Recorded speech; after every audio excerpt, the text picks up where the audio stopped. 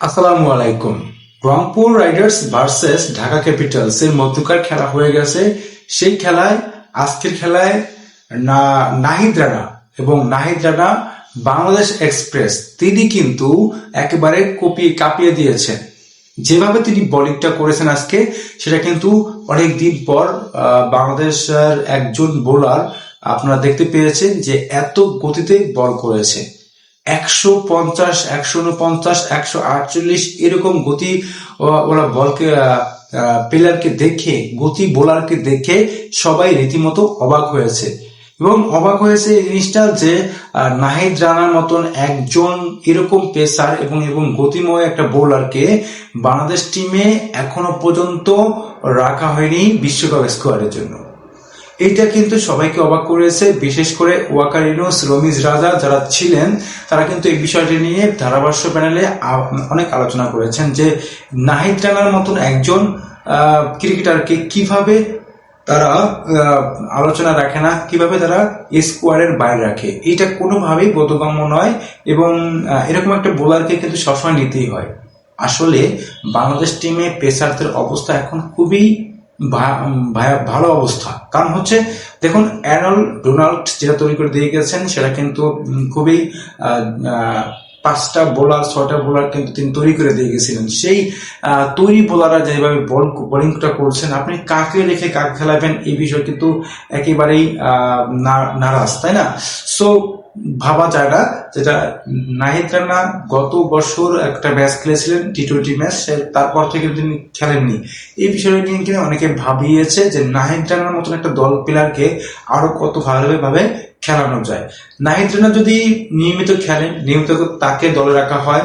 In fact Rangpur Riders এর একাদশেও কিন্তু তাকে নিয়মিত খেলানো হয়নি, তারপর কিন্তু তিনি ভালো পারফর্ম করছেন যখন সুযোগ পাচ্ছেন। তার বোলিং ভেরিয়েশন আছে, তার বোলিং এ গতি রয়েছে, যেটা কিন্তু খুবই যে কোনো টিমকে হার মানিয়ে দিবে, যে কোনো টিমকে একটা ব্যাটসম্যানকে ভয় পেয়ে দিবে তার বোলিংটা।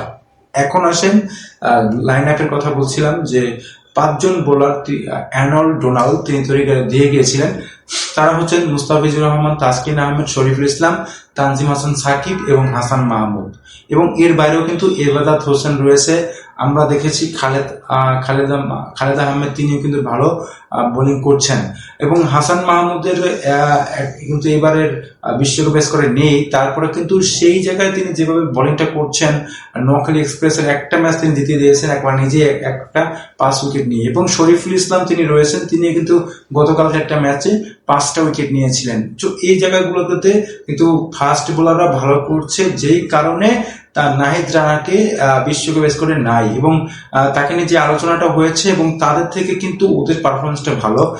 এখানে মোহাম্মদ সাইফুদ্দিন রয়েছেন, তিনিও কিন্তু ভালো বোলিং করেছেন আজকে।